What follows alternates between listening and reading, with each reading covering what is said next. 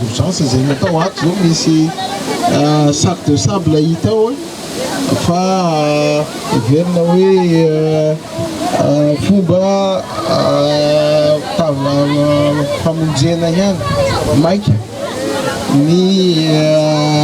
fafana manohy ny famondrana ny oraka ny tanimbary ny fametrahana n'ireny sac de sable amin'ireny toerana zay misy fahavakisana maro reny. Anisan'ny olana eto amin'ity Lemaka Dabara ty ny fitsindrarana ny rano na diabe aza ny rano mivoaka avy any amin'ny barazy tsy tonga any amin'ny faritra farany ambany any satria atenatenany aty aty ambony dia misy ny fahaverezan-drano marobe no ireo dikivaky marobe ireo. Ary misy ihany koa ny hita hoe toa mitsika le rano rehefa mandalo amin'iny barazy iny amin'iny kanaly iny dia tsy maintsy zany atao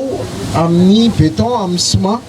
ilay ampahan'ny lakan-drano zay isy zay fitsihana fahaverezan-drano zay. Raha ampatsahivina dia efa nisy ny travaux d'urgence nareo asa natao ampahamehana hanomendrehana malaky ny saison culturelle na ny fotoam-pambolena afaka namboly nahazo nitatitra zahay fa tsara ny Voka-Bary teto Dabara tamin'ity taona ity no zay travaux d'urgence zay mahery efa alakaiky 2 milliards ariary ny total. Izany hoe efa nisy ny famatsim-bola zay tsy maintsy natao fitondram-panjakana ary anatin'izay fotoana nanaovana ny travaux d'urgence zay dia efa nanomboka ihany koa ny étude d'APD na ny fanadiadina antsipria ny amin'ny fanamboarana famerenana tanteraka amin'olony ity Lemaka Dabara ty. Ary tamin'izay no nivoahan'ny tetibidy mahatratra 320 milliards ariary zay vao vitantsika Fanarenana tanteraka ka ny ampahany amin'izay no atombotsika eto aolana atao hoe tena maharitra amin'ny fanampiana ny tahan-drano zay miditra amin'ny barazin'ny Dabara io dia ny fametrahana fanamboarana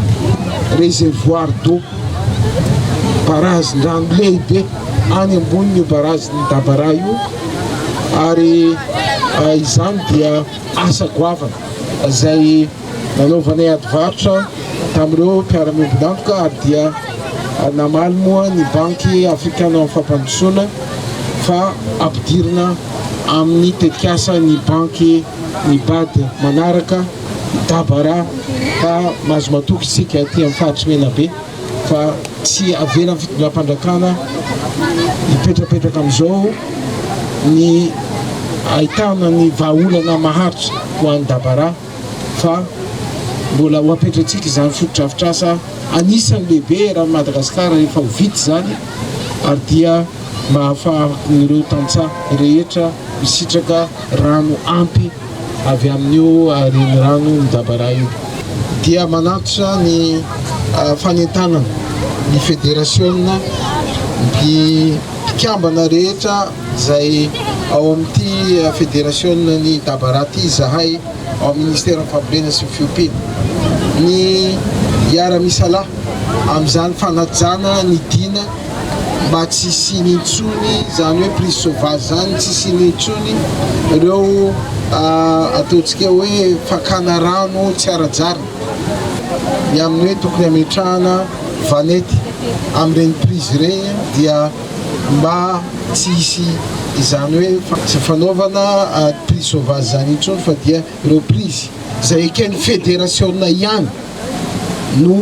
azo voaina ary mba ahafahantsika manana an'izany hoe fotodrafitr'asa manara-penitra mitondra soa ho an'ny vahoaka mpamboly sy ho an'ny tantsaha aty amin'ity Lemaka Dabara ity.